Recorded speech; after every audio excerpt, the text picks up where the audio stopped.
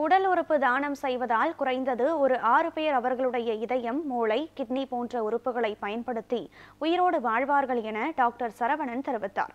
மதுரை அவனியாபுரத்தில் மாமன்னர் மருது பாண்டியரின் 224வது நினைவு தினத்தை முன்னிட்டு வீரகுல அமரர் இயக்கம் சார்பில் நலத்திட்ட உதவிகள் வழங்கும் நிகழ்ச்சி நடைபெற்றது.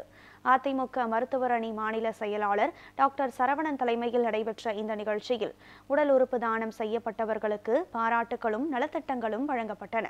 மேலும் 10ஆம் வகுப்பு 12ஆம் வகுப்பில் அதிக மதிப்பெண் எடுத்த மாணவ மாணவியர்களுக்கு ஊக்கத்தொகையும் பரிசுகளும் வழங்கப்பட்டது.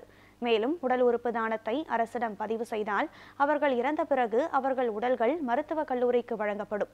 இதனால் நோய்வாய்ப்பட்ட பலர் பயன்பெறுவார்கள் என டாக்டர் சரவணன் தெரிவித்தார். இந்நிகழ்வில் சுமார் 500 பேர் கலந்து கொண்டு 200க்கும் மேற்பட்ட பெண்களுக்கு நலத்திட்ட உதவிகள் வழங்கப்பட்டன.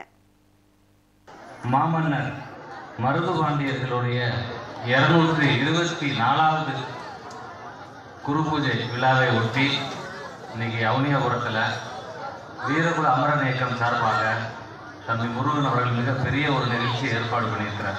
தானம் பல வகை இருக்கு. ஏன்னா ரொம்ப ஈஸியானது இந்த ஒரு தானம். பொருளை வாங்கி கொடுத்தெல்லாம் ரொம்ப ஈஸி.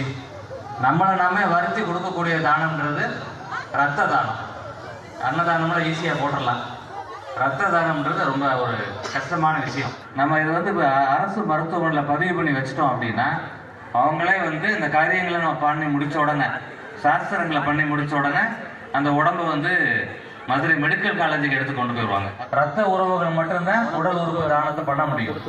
அதை தாண்டி கேடவர் டோனர்லாம் சொல்றாங்க. இப்போ குடும்பத்தார் ஒத்துக்கிட்டாங்கன்னா அந்த இருதயத்தை, கிட்னியை, லிவரை, அந்த உறுப்புகளை எடுத்து பல பேருக்கு, ஒருத்தருக்கு எடுக்கிற உறுப்பை ஒரு 6-7 பேருக்கு தானம் பண்ணலாம். அதை ஒரு உயிருக்கு கொடுக்கலாம், இன்னொரு உயிர் உருவாக்குறதுக்கு கொடுக்கலாம்.